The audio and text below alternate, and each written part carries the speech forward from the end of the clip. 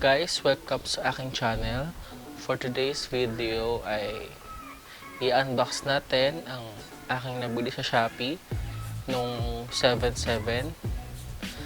Ito ay yung Hailu GT1 TWS wireless earphone, Bluetooth earbuds with touch control. So ito ay nabili ko siya for 699 pesos nung siya ay nag-sale nung July 7. So ito ang first time kong video na mag-unbox at ito nga ang aking nabili, yung Hailu GT1 TWS wireless earphone. So buksan na natin. So ito ang aking mahiwagang gunting. Purol. Purol. Sobrang purol.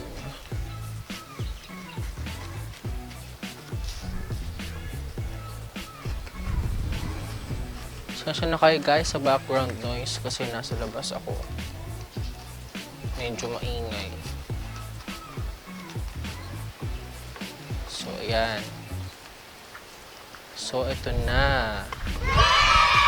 Ito ang aking first wireless earphones, Hailu GT1. At meron pa siyang free pouch. Free pouch pala. Kasi ang mga earphones ko kasi dito ay yung KZ HD9 na nabili ko rin sa Shopee. Tapos yung ano pa ba? Yung JBL ko. So, ngayon, naisip ko, wala pa akong wireless earphones kasi sobrang hilig talaga sa earphones. So, ngayon, naisipan ko na bumili na rin ako ng wireless para hindi na hassle sa akin baunin yung mga wired earphones ko. So, magaganda rin naman yung tunog ng dalawang earphones ko na yun. So, hopefully, itong Hailu na to ay maganda rin yung tunog. So, buksan na natin.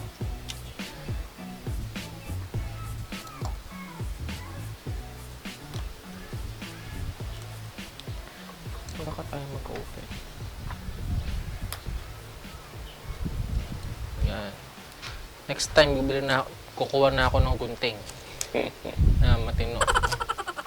Yan, buksan na natin.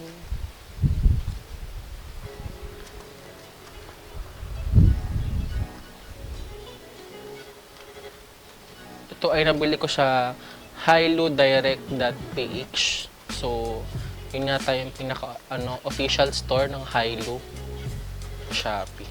So, buksan na natin. So, yan. Makikita natin sa unang-unang natin ay yung Hailu. So, sobrang liit lang pala niya, no? Sobrang liit. Ang cute. Saan ko tayo open to? Ayan, no? Ito ang kanyang earphone. Ay, mag-focus.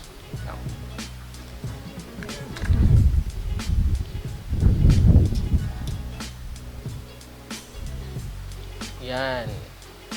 Ang liit lang niya talaga. Sobrang liit pala talaga niya. At, ano pa ba yung kasama sa box?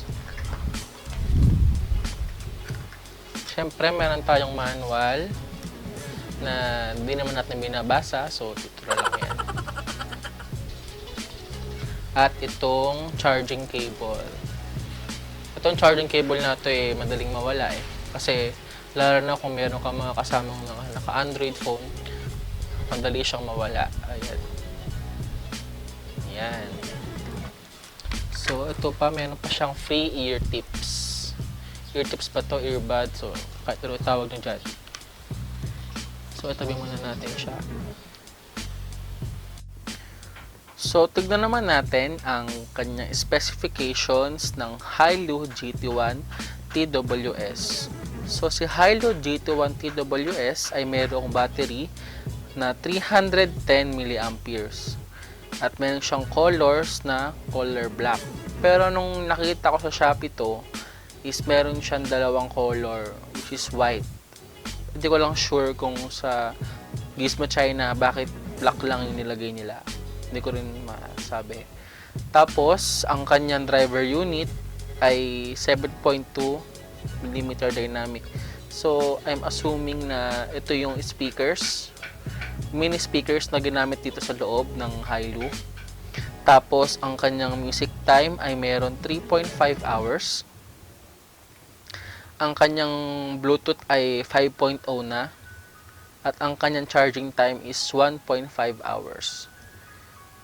So, I think yung charging time na yun is ito sa charging case ng Hailu. Yung pag nalobat to is 1.5 hours yung aabutin para ma-full tong charging case.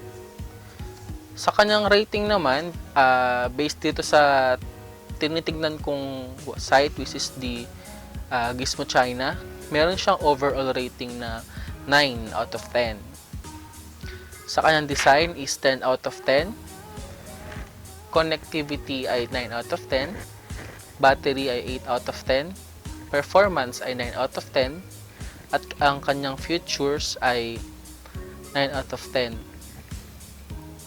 So, ito rin palang Hailu na ito is IP65 waterproof. Yun ang sabi dito sa Gizmo China. So, itong Hailu na ito is pwede mo siyang magamit pag ikaw ay nag-workout or nagja-jogging ka or nagbabike or anything na nagpapawis. So, yun ang kanyang specifications. So, check naman natin yung kanyang sound quality. So, ayan guys, i-try na natin siya i-connect sa ating phone. So, meron ako ditong iPhone 6s Plus. So, ayan. Hugutin lang natin itong dalawa na to. Ayan, pag hanugot natin siya, makikita natin nagko-flash na yung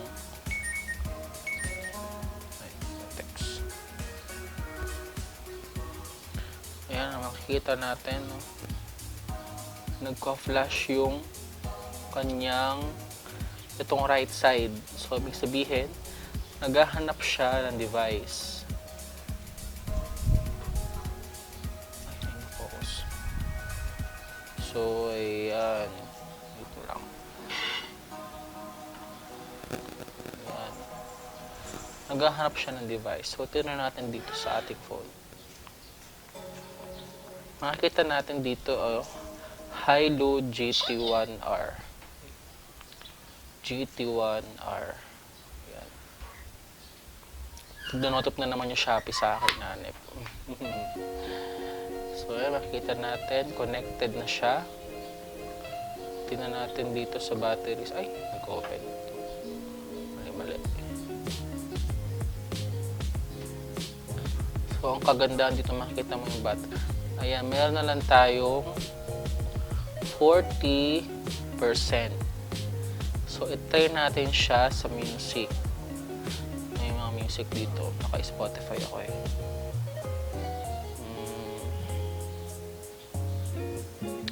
Try natin itong kay... Ay, wait lang.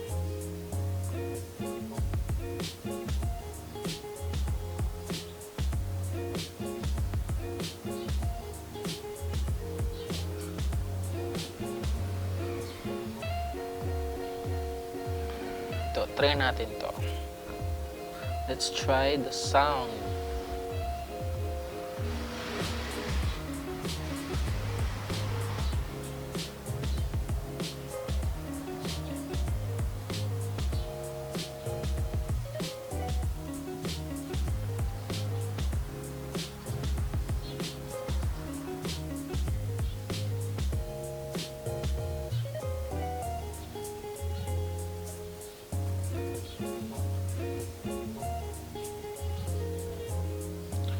So, yan. So far, maganda naman yung tunog niya. Kamukhang-kamukha siya nung mga wired headset ko na yung KZ HD9 saka yung tawag dito, yung JBL C150SI pala yun. So, for me, ang rating ko dito is yun nga, 9 out of 10 din kasi yung sounds niya ay maganda din at madali lang siyang i-connect. So, ayun. So, that's it for our video. Sana ay mag-subscribe kayo sa akin. At don't forget to subscribe at mag-turn on kayo ng notification bell para sa ating upcoming videos pa. So, thank you sa panonood at sana nagustuhan niyo ang aking simpleng review sa earphones na to. At yeah, God bless. It's black and white.